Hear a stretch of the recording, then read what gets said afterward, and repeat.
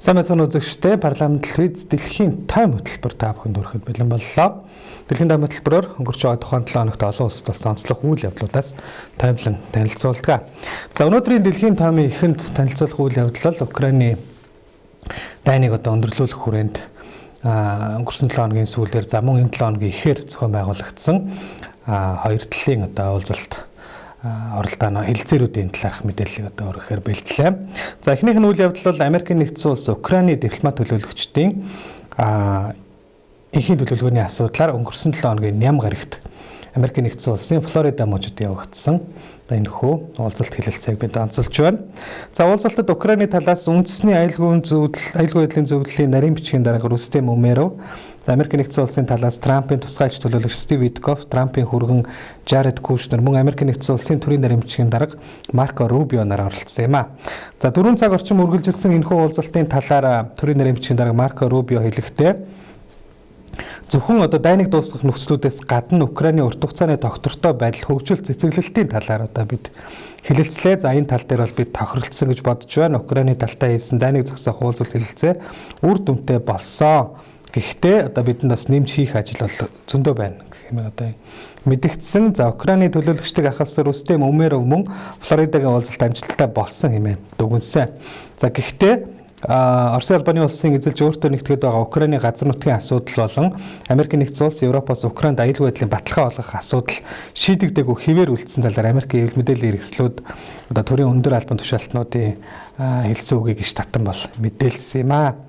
За энэхүү уулзалтын үр дүнгийн талаар мөн Америкийн нэгдсэн улсын ерөнхийлөгч Дональд Трамп сэтгүүлчдэд мэдээлэл хийхдээ Орос Украины сөргөлдөөнийг зохицуулах шин төлөвлөгөөг хэлэлцэх ажил урагштай явж байна. Хэлэлцээр байгуулах магадлал өндөр байна хэмээн мэдэгдсэн бол Украины ерөнхийлөгч Зеленский өөрийн нийгмийн сүлжээний хуудсандаа хэлэлцээ маш бүтээлч болж Украины бүрийн эрх үндэсний ашиг сонирхлыг хангахын тулд бүх асуудлыг илэн далангуй авч хэлэлцсэн хэмээн нийтэлсэн юм а. За ингээд эхний Америкийн нэгдсэн улсын ерөнхийлөгч Дональд Трампын зүгээс санал болгоод байгаа шинэ эхийн төлөвлөгөөний талаар Америк Украины хоорондох эхний хэлэлцээ энэхүү өнгөрсөн ням гарагт Флорида мужид явагдсан. За тэгвэл дараагийн олон улсын анхаарлыг татсан хэлэлцээ уулзалт үйл явдал энэ 7 хоногийн даваа гарагт болсон байгаа. За мягмар гарагт болсон байгаа уучлаарай. За мягмар гарагт Оросын албаны улсын ерөнхийлөгч Владимир Путин Москва хотод Америкийн нэгдсэн улсын ерөнхийлөгчийн тусгай элч төлөөлөгч Стив Витков тэргүүтээ Америкийн нэгдсэн улсын төлөөлөгчтэй хүлээн авч уулзсан байгаа. За Стив Витковтай хамт мөн Дональд Трампын хүргэн Жаред Кушнер Америкийн талыг төлөөлөн оролцсон. За харин Оросын албаны улсын талаас Владимир Путинээс гадна түүний туслах Юрий Ушаков, Оросын ерөнхийлөгчийн гадаадын хөрөнгө оруулалт эдийн засгийн хамтын ажиллагааны асуудал эрхэлсэн тусгай төлөөлөгч Кирилл Дмитриев нар оролцсон. За тэд мөн л энэ эхийн төлөвлөгөөний асуудлыг бол хэлэлцсэн байгаа. Энэхүү хэлэлцээ Кремльд бүрэн хаалттай нууц горимд маш удаан буюу 5 орчим цаг үргэлжилсэн ийм уулзалт болж өндөрлсөн. За уулзалтын дараагаар олон улсын хэвлэлүүдийн зүгээс бол ямар нэгэн тодорхой ийм ахиц дэвшил гараагүй үр дүнд хүрэлгүй өндөрлсөн ийм уулзалт болсон гэж бол олон улсын хэвлэлүүд дараагаар нь бол мэдээлсэн юм.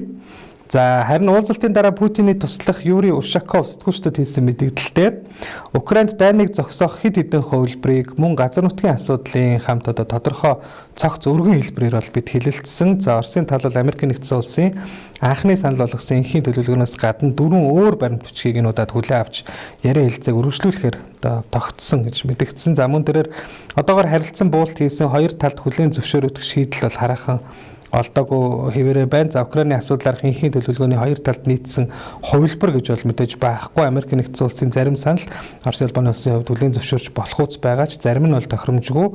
Тийм учраас цаашдаа яриа хэлцээг бол үргэлжлүүлнэ гэд. За мөн ерөнхийлөгч Владимир Путин Вашингтоны зарим саналыг шүүмжилж хүлээн зөвшөөрөхгүй байгаа илэрхийлсэн гэж бол мэдэгдсэн байна. За тэгээд өөрөөр хэлэх юм бол Украины талтай хийсэн уулзалтаас гарсан тэнд оруулсан энэ өөрчлөлтүүдтэйгээр Стив Витков Путинтэй уулзсан боловч ямар нэгэн тодорхой үр дүнд хүрсэнгүй гэсэн ийм мэдээллүүд бол цацагдсан. За тэгвэл энэ мэдээллийг бас үгүйсгэсэн мэдээллийг Дональд Трамп дараагаар нь хэлсэн байгаа. Тэрээр Украины дайныг зогсоох энхийн төлөвлөгөөг танилцуулах асуудал арга түүний тусгай иш төлөөлөгч Стив Виткоффийн Орос улбаны улсын ерөнхийлөгч Владимир Путинтэй хийсэн уулзалтыг бол сайшаасан мэдээллийг цагаан ордонд хийсэн. За тэрээр мэдээлэлтэй Оросын улбаны улсын төрийн тэргүүнийг Украины дайныг зогсоох хүсэлтэй хэвээрээ байгаа гэж бол мэдэгдсэн байгаа. За мөн тэрээр мигмар гаргийн өдөш одоо Виткофф Кушнер нартай бол уулзалтын талаар ярилцсан бөгөөд тэднийг Оросын улбаны улсын ерөнхийлөгч Путинтэй маш сайн уулзалт хийсэн гэдгийг бол мэдэгдэж хэрвээ дан эхлэх үед өөрийгөө мөн ерөнхийлөгчөөр ажиллаж байсан бол энэ дан хизээж гарахгүй байх болсон гэдгийг бол дахин дурдсан. За Трамп хэлэхдээ Путин дайныг зогсоохыг хүсэж байна. Түүнтэй уулзсан төлөөлөгчтэй маань сэтгэл бол ийм байсан. За Путиний хилэлцээр хийхийг хүсэж байгаа талаарх төлөөлөгчтэй маань сэтгэл бол маш хүчтэй. За энэ удаагийн уулзалтаас ямар үр дүн гарах вэ гэдгийг бол би та бүхэнд одоогор хэлж чадахгүй учраа үүнийг би ганцаараа нэг талаас мэдээлэх нь бол өрөөсгөл гэсэн утгатай ийм үгийг бол Трамп хэлсэн байгаа. За түүнчлэн одоо түрүү хэлсэнчлэн даваа гарагийн уулзалтаас бол тодорхой үр дүн гараагүй гэж олон улсын хэвлэлүүд мэдээлсэн бол Америк нэгдсэн улсын төрийн тэргүүн ийхүү өөр утгатай мэдээллийг бол хийсэн байгаа. За мөн Кремлийн зүгээс бас иймэрхүү мэдээлэл хийсэн байгаа. За ялангуяа Путиныг энэхүү энхийн төлөвлөгөөнөөс одоо татгалцсан гэх мэдээллийг өгөөсгөж төлөвлөгөөг одоо эрс няцаасан гэвэл одоо буруу болно. Энхийн төлөвлөгөөний зарим хэсгийг хүлээж авсан ч зарим заалт нь бол хүлээн зөвшөөрөх боломжгүй байсан гэдгийг бол тайлбарласан байгаа. За тэгээд энэ уулзалтын дараагаар мөн л одоо ерөнхийлөгч Трампын тусгай иш төлөөлөгч Стив Виткофф хүргэн Жаред Кушнер нар Флоридагийн мужийн одоо Майами хотноо дахиад Украины одоо дипломаттай бол дахин уулзнаа гэсэн юм мэдээлэл бол гарсан байгаа. За гэхдээ тайм хөтөлбөр та бүхэнд хүрч байгаа энэ баасан гаргийн одоо байдлаар бол энэ уулзалтын талаарх мэдээлэл бол хараахан гараагүй байна.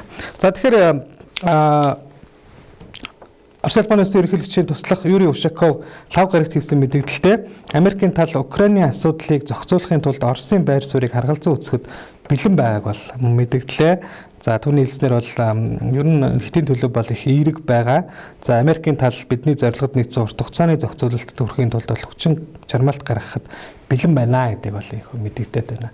За Путин мөн бас энэ талаар энтгэг улсад ажиллахдаа бас сэтгүүлчдийн асуултанд хариулсан байгаа. Ер нь бол одоо юу гэдэг шууд ингээл тавьсан саналыг нь ингээл хүлээн зөвшөөрөжчихдэг юм бол зүйл бол байхгүй. Энэ дээр бол одоо хоёр талаас удаан хугацаанд те олон удаагийн юм уулзалтаар бол одоо ингэж уулзаж байж одоо шийдэлд хүрдэг. За тэгэхээр одоо шууд ингээд бол юунаас би татгалцсан ч гэдэг юм уу тийм асуултанд бол хариулахад бол хэцүү.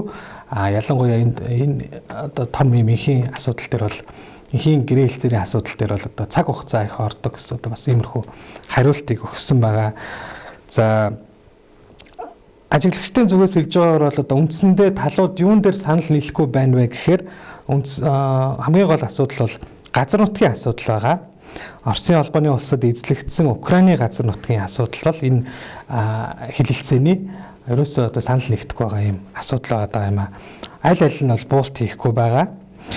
За энэ үеэр одоо бас зарим нэг үйл явдлууд болсныг товч хүргэе. За Украины дайныг зогсоох хилэлцээ үргэлжилж байгаа энэ үед НАТОгийн орнууд Украинд зориулан Америк нэгдсэн улсаас нэмж зэвсэг худалдаж авахад зарласан байгаа. За нийтдээ 4 тэрбум гаруй $1 зэвсгийг худалдаж авахар төлөвлөж байгааг Брюссел болсон одоо НАТОгийн гадаад хэргийн сайд нарын уулзалтын дараагаар НАТОгийн ерөнхий нарийн дарга Марк Рюте бол одоо мэдэгдсэн байгаа.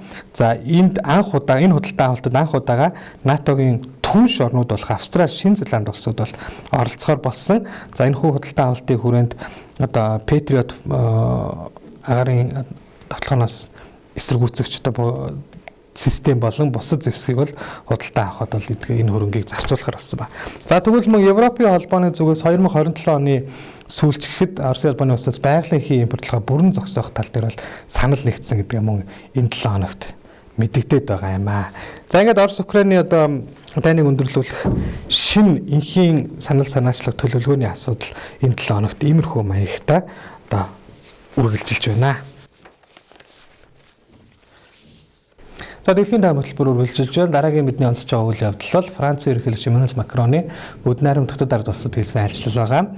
За энэхүү альчлалын одоо үндсэн зорилго бол хоёр улсын хоорондох харилцаа. За харин цаад зорилго бол одоо бас энэ Украины дайныг өндөрлүүлэх тал дээр хятад улсыг бас татан оролцуулах нөлөөллийг нь одоо бас татаж авчрах ийм зорилготой ажиллал байлаа. За Эммануэл Макрон 3-5 өдрүүдэд хятад улсад төрийн ажиллал хийлээ. За тэрээр 4-ний өдөр хятад улсын бүгд найрамд хятад ард улсын дарга Ши Жинпинтэй одоо Бээжинд ардын их хурлын ордонд хэлэлцээ хийсэн байгаа. За Макроны хувьд бол хятадд 4 дахь удаага инхүү төрийн альчлалаар хүрэлцэн ирж байгаа юм. За түүнийг одоо Францын бизнес эрхлэгчдийн 80 орчим одоо түүний бүрэлдэхүүнтэй ийм том баг бол дагалдан хятадд айлчлаад байна. За тэрээр одоо Ши Жинпинтэй хамтран хийсэн уулзлалын дараах хэвлэлийн баг хурлын үеэр мэдэгдэхдээ Украины чухал дэд бүтцэд чиглэсэн цохилтуудыг зогсоох Францын хүчин чармаалтад хятад улсыг нэгдэнэ гэж найдаж байгаагаа бол Эммануэл Макрон илэрхийлсэн. За мөн Франц хятад хоёр улс нэгдсэн үндэсний байгууллага аюулгүй зөвлөлийн байнгын гишүүн орны хувьд онцгой хариуцлага хүлээж байгаа гэдгийг бол тэрээр онцлон тэмдэглэсэн байна. За мөн Украины дайныг 50 замаар зогсоох арга замыг эрэлхийлэх хүчин чармаалтад дэмжлэг үзүүлэхийг мөн хятадын талд уриалсан.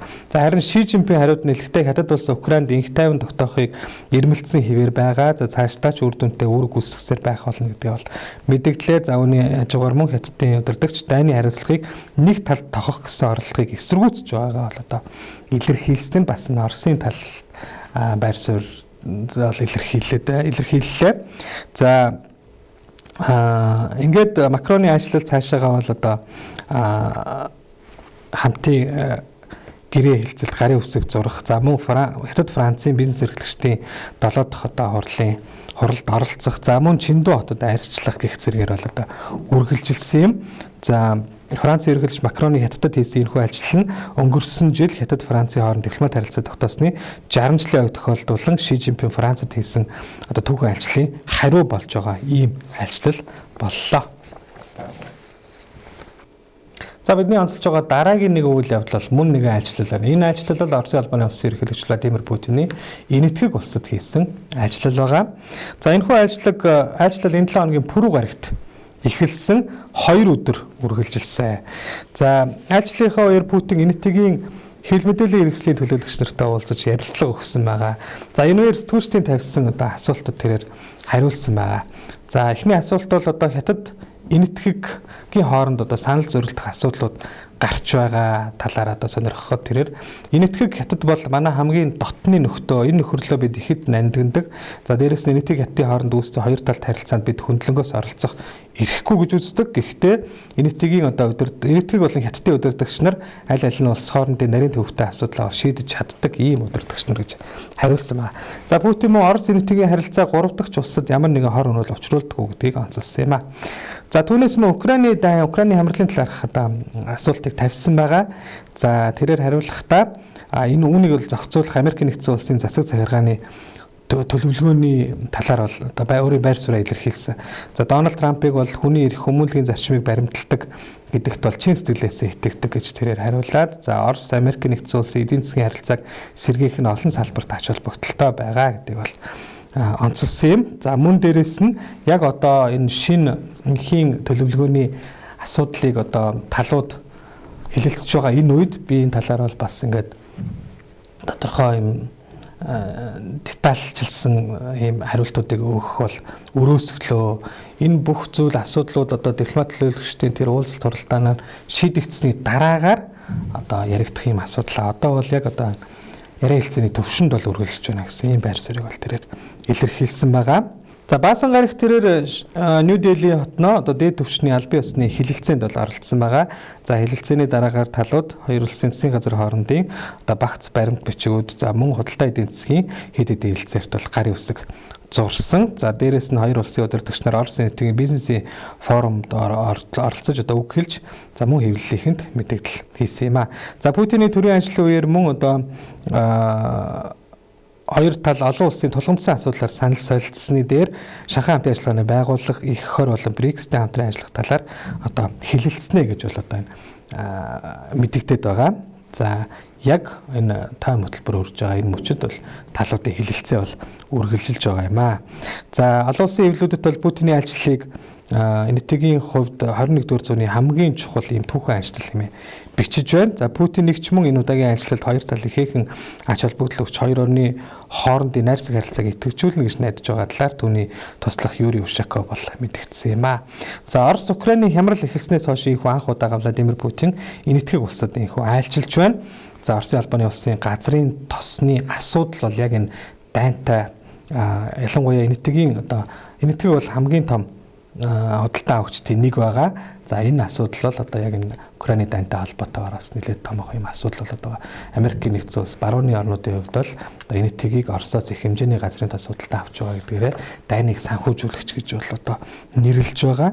За тэгвэл энэ талаар Путин энэтхэгийн хэвлэлд ярилцлага өгөхдөө Америкийн нэгдсэн улсыг бол бас шүүмжилсэн юм зүйлийг ярьсан юм аа. За ингээд тайм хөтөлбөрийн төгсгөлд энэ 7 хоногт болсон зарим нэгэн онцлог үйл явдлуудыг товчоор та бүхэндээ өргөе. За Хонконгод 151 хүний амьд хүрсэн галтүбрийн шалтгааныг тогтоох бие даасан хороо байгуулахыг Хятадын засаг захиргааны онцгой бүсийн тэргүүн Джон Ли 7 хоногт тушаагаад байна. За Хонконгийн засаг захиргааны тэргүүн Джон Лигийн мэдгдснээр шинээр байгуулах хороог шүүгч одоо удирдан за мөн ирээдүйд ийм эмгэнэлт явдал гарахаас урьдчилан сэргийлэх тал дээр бол анхаарч ажиллана гэдгийг бол мэдгдлээ. За эрх баригчдын мэдээснээр мөрдөн шалгах ажиллагаа 3-4 хоног үргэлжилж магадгүй байна. За дээрэс нь амиа алдсан оршин суугчдын цогцыг гүйцэд таниулж дуустал 3-4 хоног шаардагдана гэдгийг эрх баригчдын зүгээс мэдгдсэн юм а.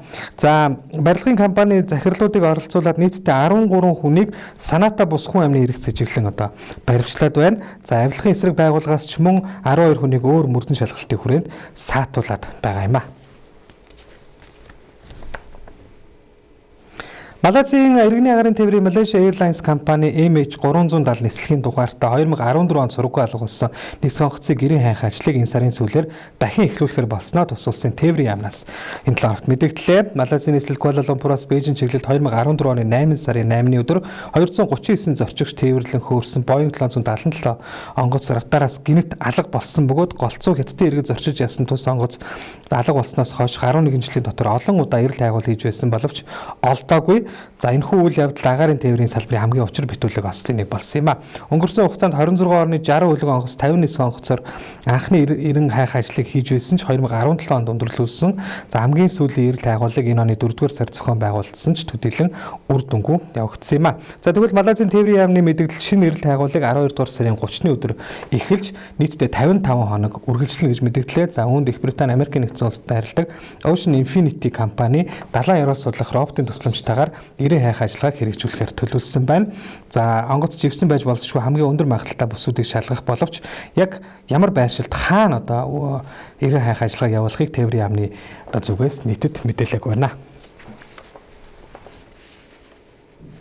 За өнгөрсөн 7 хоногт өмнөд болон зүүн өмнөд Аз даяар үргэлжлэн орсон хүчтэй Адар бороо үер хөрсний гусалтын улмаас Индонез, Шри Ланк, Тайланд улсуудад нийтдээ 1400 гаруй хүн амиа алдсан талаар холбогдох байгууллагууд мэдээлээд байна. Индонезийн баруун хэсгийн Суматра арал дээр Адар бороо орсноос үүдэн үерийн гамшиг нүүрлж хөрсний гурсалт болсны улмаас 770 хүн амиа алдаж 463 хүн сургаггүй болсон байна. За тэгвэл Шри Ланка улсад дор хаяж 800 орчим хүн сургаггүй алга болоод байгаа. Мөн 479 амиа алдсан бөгөөд тус улсад онц байдал зарлаад байгаа юм а. Түүнчлэн Индонез, Тайланд улсад 170 хүн амиа алдсан, олон мянган өрх усанд автаад байгаа юм а. За мэргэжлүүдийн үзэж байгаагаар уур амьсгалын өөрчлөлтөөс үүдсэн эрсдэс цагаагаар Адар бороо бүс нутгийн эмзэг экосистем за мөн ой модыг их хэмжээгээр устгасан ой хомсдол төлөвлөлтгүй суурьшлын бүсүүд нэгхүү одоо дээрх хор хохиролтой байгалийн гамшигыг товчруулах юм үндэс болсон за мөн одоо давхар хохирлыг бол дагуулж байна гэж мэдэгдээд байна. За бүс нутгийн орнууд байгаль орчныг хамгаалах бодлогоо эрчимжүүлэх, гамшигын эрсдлийг бууруулах, урьдчилан сэргийлэх тогтолцоог шинжилж хэрэгжүүлэх шаардлагатай байгааг шинжээч нар онцолж байна. За үзэгч та бүхэндээ өнгөрч байгаа энэ 7 хоногт олон улсад болсон онцлог үйл явдлаас тоймлон танилцууллаа. Анхаарлаа хандуулсанд баярлалаа.